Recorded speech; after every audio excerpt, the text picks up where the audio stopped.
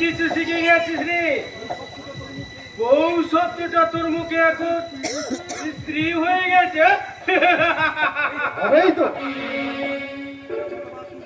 ছোট মা তুই ওই শকুনি মামাকে সঙ্গে মিলে রাতের পর রাত ইঞ্জেকশন দিয়ে আমাকে জানোয়ার বানাতে চেয়েছিলি।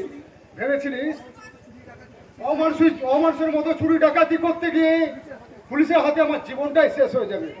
বাহ, তোর তো এখন হেভি বুদ্ধি খুলে গেছে দেখছি। কেন খুলবে না? তোদের তো আছে পিস্তল হাতে।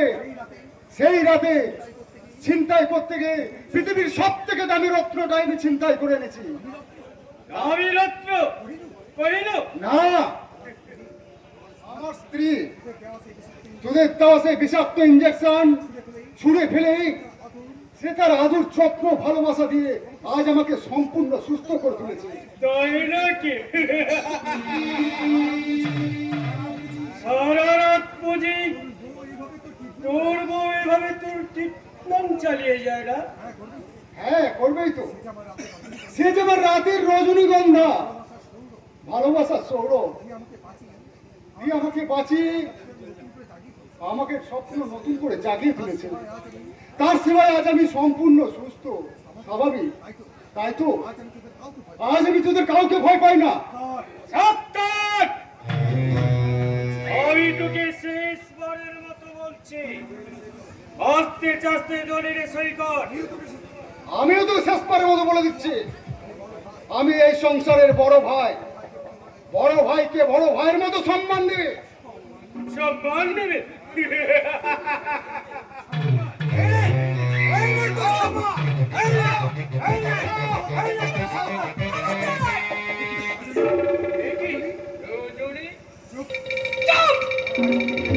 বড় ভাই স্ত্রীকে যে বৌদি বলে সম্মান দিতে হয় সেটা এসে গেছে জানো? বৌদি বল রে জানোয়ার, বৌদি বল। কে? আমি জানোয়ার? হ্যাঁ জানোয়ার।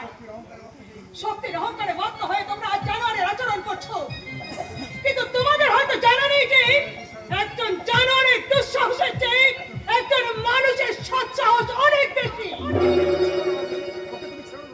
ওকে তুমি ছেড়ো না রজনী।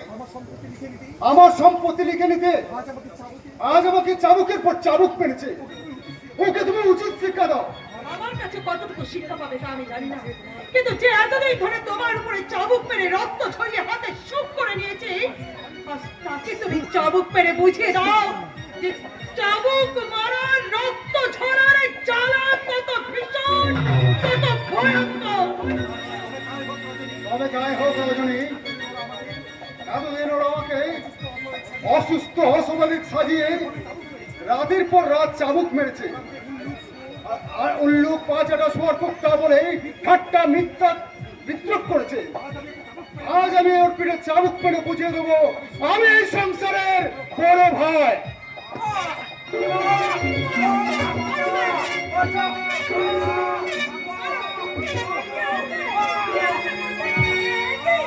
তুই আমার ছেলেকে কেমন করে চাবুক মারছিস কেন? ছাড়, ছেড়ে বলছি।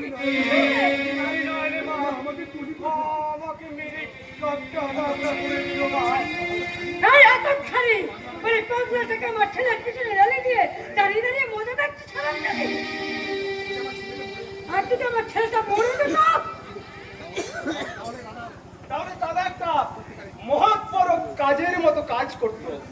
কারণ ছোট্ট হচ্ছে এই সংসারের ক্যান্সার, আর ক্যান্সারের অ্যান্সার একটাই, তাকে উপযুক্ত অপারেশন করে পুরোপুরি সাইজ করে ফেলা।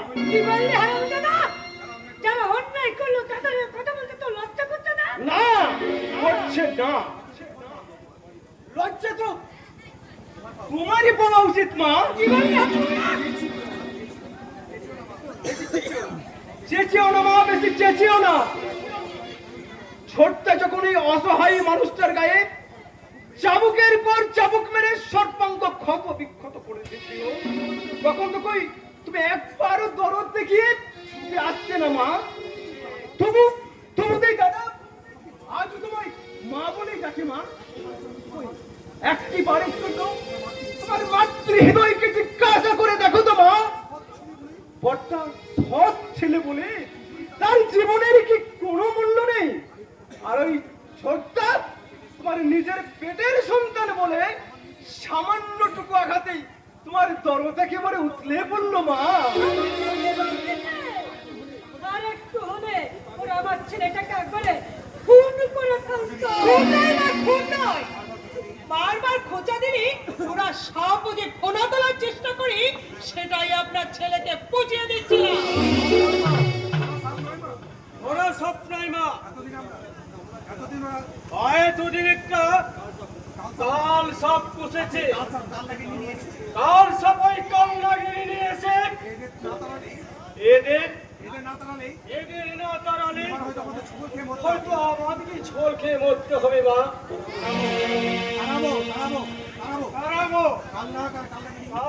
কাল লাগিয়ে তোকে আমি তাড়াবো। এতদিনে তোমার সুবুদ্ধি হয়েছে, আজই তারাও।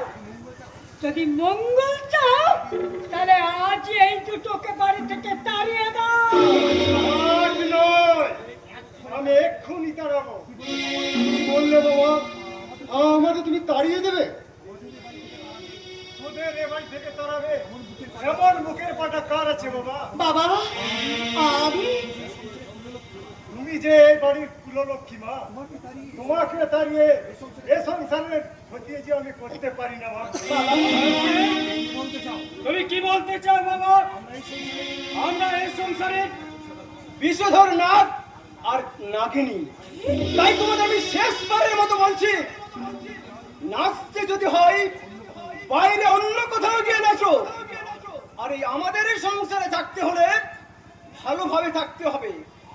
আর কিন্তু তোমাদের আমি এই নাগ নাগিনীর প্রলয় নাচন চলতে দেব না।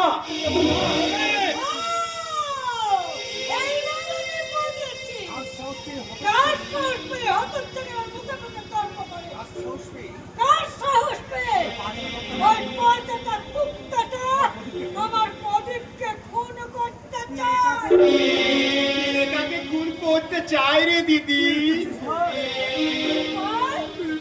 তুই এসেছিস এই বুড়ো বাচ্চার আশ্রয় পেয়ে, আর হতচ্ছাড়ি তার এই কুত্তাটা মিলে আমার প্রদীপকে ওরা খুন করতেছিস।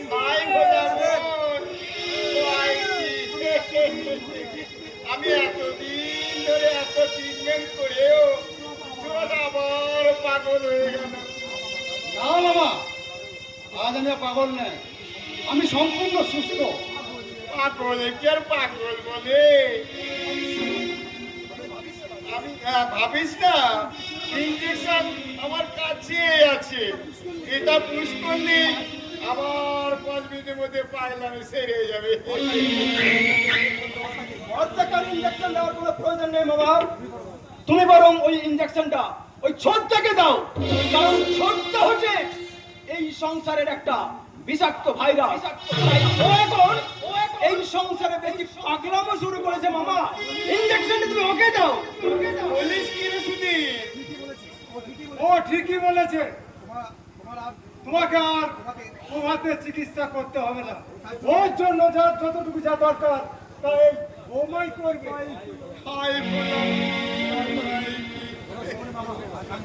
শোনো শকুনি মামার গান্ধারী জননী, ভয়ঙ্কর রাহুর গ্রাস থেকে আজ আমি মুক্তির স্বাদ পেয়েছি। আবার যদি তোমরা আমাকে মিথ্যা পাগল সাজানোর চেষ্টা করো, তাহলে আমি তোমাদের একে একে গলা টিপে মারবো, গলা টিপে। ছোড়াটা বোধহয় বদ্ধ পাগল হয়ে গেল রে। ধর ধর, ওকে হাতে পায়ে বেরিয়ে পড়াতে হবে রে। ধর, বেড়িটা যদি পড়াতেই হয় মামা বাবু, তাহলে সেটা আপনার এই ফোন আদরের ওই ছোট ফাঁক নিতে পড়ায়। তোর বড্ড বার বেড়েছিল হারানো জাতি। আজ তোকে আমি চুলের মুঠে ধরে কাজটা বোধহয় খুব বেশি সহজ হবে না মা জননী।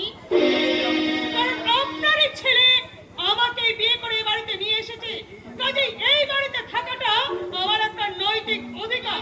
আর সেই অধিকার লঙ্ঘন করে আপনি যদি আমার চুলের মুঠি ধরে বের করে দিতে চান, তাহলে কিন্তু আমার একটা মাত্র অভিযোগে আইন আপনার চুলের মুঠি ধরে টানতে ফেললেও ওই জেলের ঘাড়ে ঘুরানোর হাত থেকে কেউ আপনাকে বাঁচাতে পারবে না। কাজে চিন্তা ভাবনা করে পথ চলবে শাশুড়ি। ওই কি